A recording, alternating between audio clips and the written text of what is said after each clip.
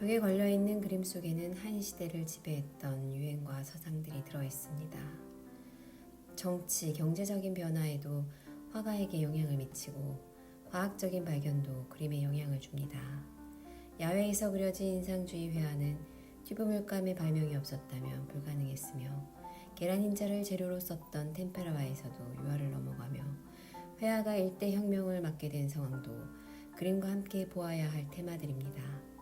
중세에서 르네상스를 거쳐 17세기 바로크까지 수없이 그려진 성모자화는 동정녀 마리아와 아기 예수를 그린 성화이기 이전에 타상과 남성의 중심사회를 알려주는 사회적인 성격인 그림이기도 합니다.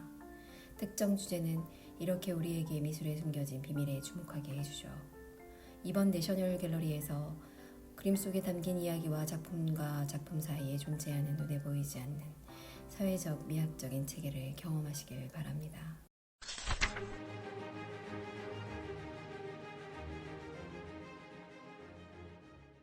안토넬로 다 메시나는 초기 르네상스 시대 이탈리아 화가로 평생 메시나를 떠나지 않고 활동했다. 그가 그림을 그린 시대는 이탈리아 피렌체를 중심으로 르네상스 기운이 대동하며 원근법을 중심으로 관찰한 세계를 유화의 기법으로 표현하던 때였다. 이 그림은 가운데 독서와 지필에 집중하고 있는 그리스도교의 성인 예레니모를 그렸다. 그림은 세밀하고 상세하게 표현되어 있으며 바닥에 깔려있는 타일은 점차 사라져가는 원근법 중심으로 그려진 르네상스 특징이 보여주고 있다. 그리고 그 표현들은 선들이 모아지는 소실점이 주인공이 책을 든 손에 위치하며 작품의 균형과 조화를 드러내고 있다. 또한 그림 왼쪽의 벽에 걸린 수건과 창밖의 강과 산, 탑을 흰색의 벽을 비롯해 인물 뒤에 책장에 놓인 서책들과 도자기들이 눈에 들어온다. 눈으로 본 세계를 확실하게 재현한다는 화가의 의지를 대변하고 있다. 특히 건물 아치형 입구가 그림의 테두리처럼 보이는데 이는 화가의 시선을 의미한다. 흔히 성 예레니모가 예술로 표현될 때 사자가 등장한다. 전설에 따르면 어느 날 예레니모가 머문 수도원에 사자 한 마리가 쩔뚝거리면서 들어왔다. 모두 놀라 도망가는데 유독 그만이 두려움 없이 사자에게 다가가 발에 찔린 고통스러운 가시를 빼준다는 이야기이다. 이 이야기 속 동물의 왕 사자가 성인에게 유순한 아이처럼 굴었다는 것은 자연히 그리스도의 신앙에 길들여질 수 있다는 것을 상징적으로 나타낸 것이다. 겉으로 이렇게 착하고 모범새처럼 보였지만 사실 성 예레니모도 젊은 시절에는 로마에서 못된 친구들과 사귀면서 인생을 탕진하게 바빴다고 한다. 그러나 곧 자신의 지난 잘못을 깨닫고 뉘우친다. 그리고 고해의 길을 선택한 것이다. 예레니모의 사상은 자신의 경험에 비춘 혹독한 금욕에 기반을 두고 있다.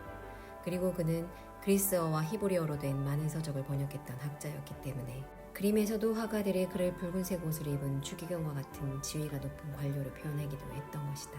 그러면 그림 속의 고양이는 어떤 의미일까? 당시 고양이는 그리스도교에서 원고를 야금야금 갉아먹었기에 성서학자들의 공고는 적이었다. 이 고양이에 비해 그림 앞에 크고 뚜렷한 자고새와 공작은 그리스도교에서 친근한 동물이었다. 자고새는 다른 새의 알을 훔치는 존재였기에 젊은이들을 유혹하는 타락의 이미지를 갖는다. 공작은 천국의 동물이며 영원한 삶의 의미를 갖는다. 그래서 공작은 로마 시대의 지하 무덤이나 중세의 석관을 비롯해 묘석에 주로 새겨져 있다. 하지만 당시 르네상스 시대의 공작의 의미는 허영과 사치의 상징이었다. 그래서 영원한 삶을 이끄는 세례반과 성수가 공작과 함께 등장하는 것이다. 작품의 의미를 좀 더 깊이 살펴보면 동물의 형상과 위치를 비롯해 그림의 좌우의 창문을 보이는 경관을 주목할 필요가 있다. 왼쪽 창밖의 도시의 모습을 보면 배를 타는 사람들과 말을 타는 사람들, 걷는 사람들이 보인다. 반면 오른쪽 창밖은 나무와 언덕만이 있는 야생의 상태이다. 안토넬로는 창문을 통해 도시와 자연, 곧 쾌락의 세계와 고독의 세계를 대비시키고 있다. 이런 이유에서 책도둑이자 성적 방종자인 고양이와 타락의 전령 자고새가 왼쪽을 향하고 있다. 오른쪽에는 세례반과 성수, 곧 성령을 모시고 꼬리를 펼쳤다면 허영의 상징이었을 공작이 포즈를 취하고 하나님께 의지하는 존재로서의 사자가 어슬렁거리는 것이다. 악의 세계를 깨끗이 씻고 닦는다는 의미로 왼쪽 벽에는 수건이 걸려 있는데 이미 때가 타서 얼룩이 진 상태이다. 바로 악을 버리고자 노력한 성인의 정신적 흔적을 보여주고 있다. 산드로 보티첼리는 15세기 르네상스를 대표하는 화가입니다. 정치, 권력과 재력을 겸비한 메디치 가문의 후원을 받을 만큼 재능이 있었고 그리스 로마 신화 주제로의 그림에 인기가 있었습니다. 성 제노비오의 세 가지 기적은 5세기에 살았던 성 제노비오의 이야기입니다. 그림은 피렌체의 수호성인이 되어 세 가지의 기적을 만든 이야기가 담겨져 있습니다. 첫 번째 이야기는 누워있는 두 형제와 눈물을 흘리고 있는 여인이 있습니다. 어머니를 때려서 마귀에 들린 두 형제를 성 제노비오스가 치유하고 있는 장면입니다. 두 번째는 죽은 아기를 안고 슬퍼하는 어머니의 아이를 성 제노비오스가 살리는 장면입니다. 세 번째는 눈먼 거지를 성 제노비오스가 눈을 뜨게 하는 장면입니다. 조바니 벨라니는 화가의 집안에서 태어나 어릴 적부터 회화의 기초를 익혔다. 그의 아버지는 화가였는데 아들이 성장하자 함께 유화로 그림을 그렸다. 북유럽에서 온 유화는 베네치아에 딱 맞는 재료였다. 벽에 직접 그리는 프레스코화나 나무로 그리는 템페라화는 습기로 인해 훼손되기 쉬웠는데 유화는 캔버스 천에 그릴 수도 있었고 변형이 없어 원하는 크기의 모양으로 자유롭게 만들 수 있었다. 게다가 유화는 천천히 마르기 때문에 부드러운 색조의 변화에 만드는 데 유리했다. 유화를 익힌 화가는 반짝이는 광택은 물론 다양한 깊이의 어두움을 표현할 수 있게 되었다. 조바니 벨라니가 가장 좋아하는 주제는 성모자화였다. 이 주제는 신성과 세속을 모두 설득력 있게 결합시켜 회화에 녹여낼 수 있었다. 그는 밝고 선명한 빛으로 인간과 자연을 어우러진 모습을 성모자화에 담았다. 조바니 벨라니는 성모자화의 풍경화를 그린 최초의 화가였다.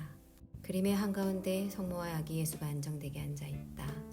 성모 마리아가 입고 있는 푸른색과 붉은색은 하나님의 상징이지만 단순히 기독교적인 의미만 지닌 그림은 아니었다. 포동포동 살이 오른 아기는 예수이면서 동시에 모든 여성이 자신의 아이와 동일시할 수 있는 대상이었다.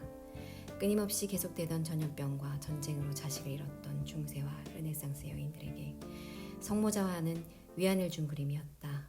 라파엘로는 1483년 이탈리아 우르비노에서 태어났다.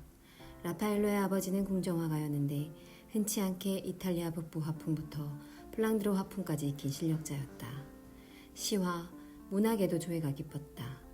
라파엘로는 예술가를 꿈꾸기에 완벽한 환경에서 자라났다.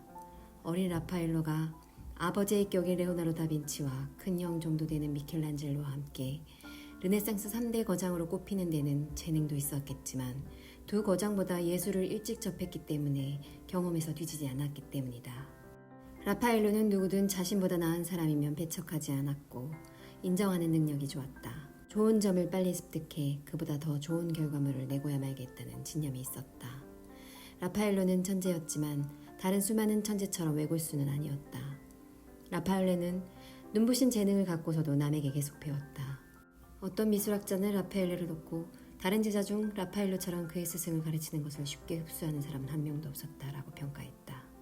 라파엘로가 피렌체에 있을 때 즐겨 그린 소재가 있는데 그것은 성모였다. 다빈치는 최후의 만찬, 미켈란젤로는 최후의 심판을 고전을 만들었다. 라파엘로는 성모라고 할 때 가장 먼저 떠오르는 이미지를 창조해냈다. 라파엘로는 성모가 마른 체격인 것으로 봤다. 그 시절 성서 인물들이 먹을 것을 찾아 이동생활을 했다는 이야기를 따른 것이다. 그는 그런 성모가 포근한 웃음과 묘한 분위기를 함께 품고 있을 것이라고 짐작했다. 그리고는 자신이 생각하는 성모의 이미지를 떠올린 후 그림을 그렸다. 그렇게 탄생한 대공의 성모는 그 시절 모든 유럽인이 어렴풋이 상상하던 성모였다. 수소나의 영어 이름이 뭔 줄 아시나요? 바로 나르시스입니다. 수소나에 얽힌 이야기는 그리스 로마 신화 나르키소스의 이야기입니다. 당시 미소년이었던 나르키소스는 강의 신과 물의 요정 사이에서 태어났습니다. 그런데 엄청난 미소년이어서 주변의 많은 사람들이 그를 사랑했죠. 그러나 나르키소스는 그들의 고백을 냉정하게 거절해 상심해서 죽은 사람이 생겨났습니다. 그러던 어느 날 나르키소스를 사랑한 요정이 있었는데 그녀의 이름은 에코였습니다. 제우스를 돕다가 헤라의 저주를 받아 남의 말을 따라할 수밖에 없는 요정이 되었습니다. 그의 주변을 맴돌던 에코 요정은 사랑 고백을 하지만 나르키소스에게 너를 사랑하는 이 죽는 게 낫다라는 말을 듣고 상심해서 동굴에 들어가 죽고 맙니다. 이때 에코와 같이 고백했다가 매몰차게 거절당한 다른 요정이 복수의 신에게 복수를 빌게 되죠. 그리고 얼마 후 나르키소스는 작은 샘을 근처를 지나가다가 샘에 비친 자신의 모습을 보고 사랑에 빠져 자신의 모습을 따라 물에 들어갔다가 빠져 죽었다는 이야기입니다.